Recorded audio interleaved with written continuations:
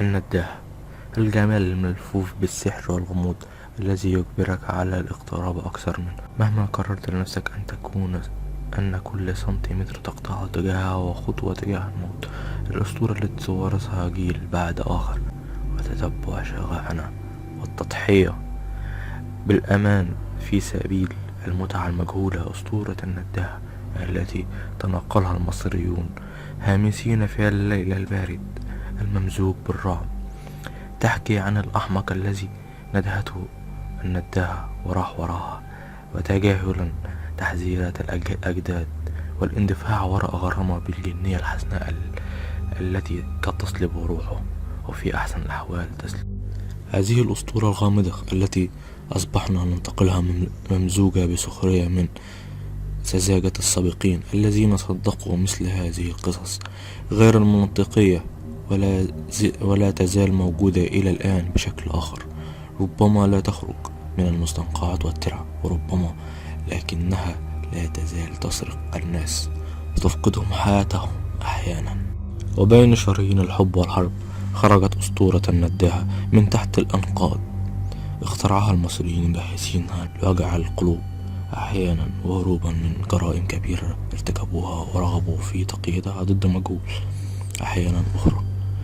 وأيا ما كانت أسطورة النداهة حقيقة أو لا، يظل أصلها هو الأكثر إثارة للحيرة بين الأساطير الأخرى، خاصة وإنها دائما ما تترك وراءها جرحا لا يزول إلا بالموت.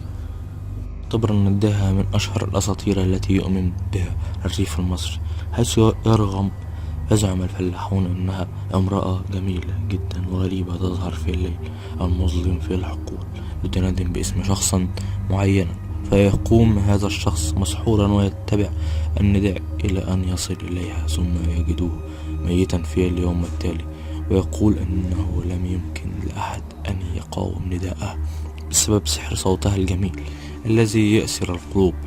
والآن يشعر معه الإنسان وكأنه لم يسمع اسمه منه. وكانت من هذه القصص قصة عم سعيد الذي كان في يوم من الأيام ذهب إلى عمله منتظرا حماره، ثم سمع صوتا ينادي بصوت عذب وجميل، فذهب ناحية اتجاه الصوت، فوجد امرأة جميلة تصفف شعرها وتنظر إليه بدلال وتنادي على اسمه وكأنها تغني. ثم فجأة عندما اقترب منها ونظر إليها الحمار بدا له شكلها الحقيقي، ثم ظهر له شكلها الحقيقي فنفر منه الحمار، ثم تحولت شكلها إلى هيئتها الحقيقية وبدت لعم سعيد بمظهرها المرعب، فركض عم سعيد وهرب منها، وكان سعيدا للحظ أنه هرب منها. لكن تتبعت الأحداث لم يصبح عم سعيد كما كان، فأصبحوا جنون مما رآه.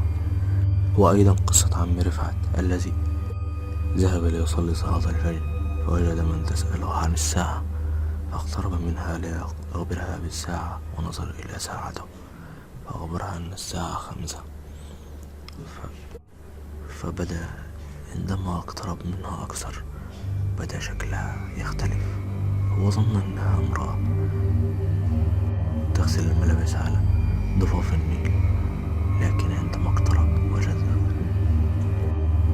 شكلا قبيحا ينظر إليه ويتحول شكلها من سيء إلى أسوأ،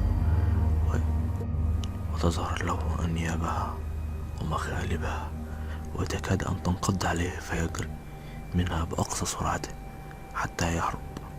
وكان هذا الأخير أيضا من سعداء الحظ من نجوا لكي يحكوا قصتهم، لكن هناك العديد الذي لن يجدوا هذه الفرصة سانحة لكي يحكوا قصتهم أو يهربوا من مخالبها.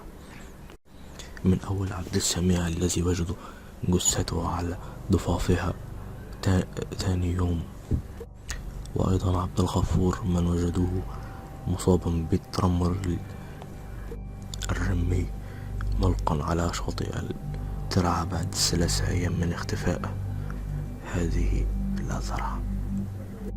وعديد من القصص وعديدا من الأشياء قد يظنها البعض أنها قصص غريبة، لكن بعضها قد يكون جرائم تستر فاعلوها بالنداهة لكي يخفي جرائمهم هذه، وتلففوا برداء ظواهر غير طبيعية لكي يفعلوا ما يشاءوا. وإلى أن ينتهي هذا الجدل، وهل هي جرائم حقيقية تلمس الواقع أم هي ظواهر خارقة للطبيعة فعلتها جنية من العالم الآخر، إلى هنا ينتهي قصتنا وتنتهي تحقيقنا في هذه الأمور. انتظروا الجديد. شكرا.